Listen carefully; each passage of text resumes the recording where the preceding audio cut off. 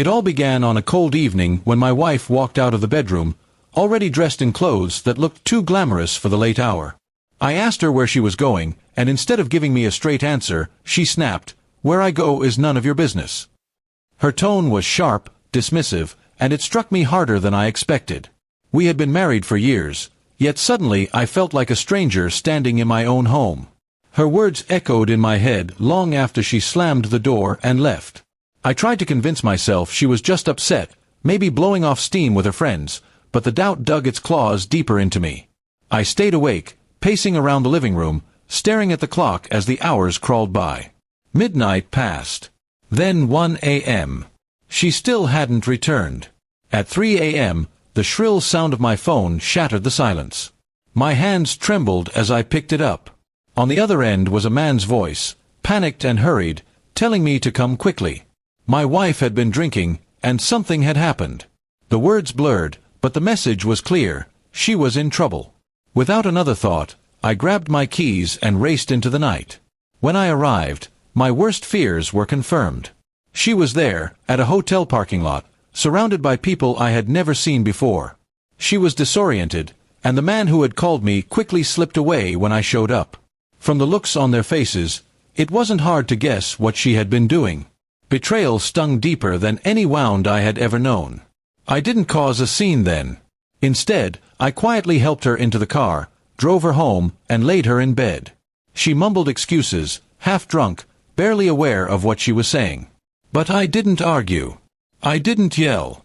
Because in that moment, I decided her betrayal would not go unpunished.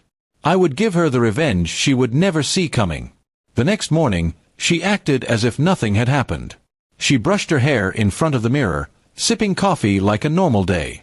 When I asked about the night before, she brushed me off again with the same cold arrogance. "It's none of your business." That was the final confirmation I needed. Over the next few weeks, I played the role of the loyal husband. I smiled, went to work, and acted as though nothing was wrong. But behind the scenes, I gathered every piece of evidence I could. Phone records, text messages, photographs. Her carelessness worked in my favor.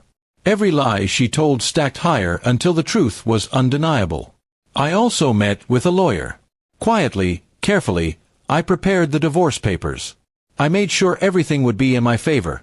The house, the savings, even her car that was technically under my name. I was patient because I wanted my revenge to be final and absolute. One Friday night, she announced she was going out again.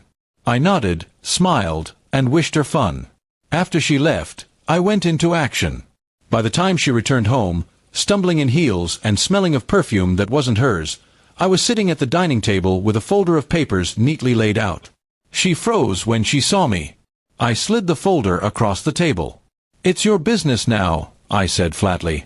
Her face drained of color as she realized what was inside. Every detail of her affairs, every plan I had made, and the divorce papers waiting for her signature.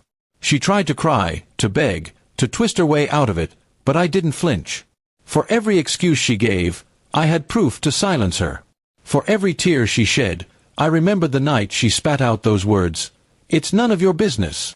Now it was my turn to decide what was and wasn't my business. The following weeks were chaos for her. She lost the house, most of her savings, and the image she tried so hard to maintain. The people she thought would stand by her disappeared when the truth surfaced. She went from arrogance to desperation, but I had already moved on. I wasn't proud of the pain, but I couldn't deny the satisfaction of knowing I had turned her own lies against her. Revenge hadn't just been about ending the marriage, it was about reclaiming my self-respect. She had thought she could walk over me without consequence. She was wrong. Even now, when I look back, I don't think of myself as cruel. I think of myself as someone who learned that silence can be louder than shouting, and patience can be sharper than rage. She once told me my questions weren't my business. In the end, I made sure everything became exactly that. My business, my decision, my revenge. And when I finally closed that chapter of my life, I did so with a calm heart, knowing that justice had been served in the quietest, most devastating way possible.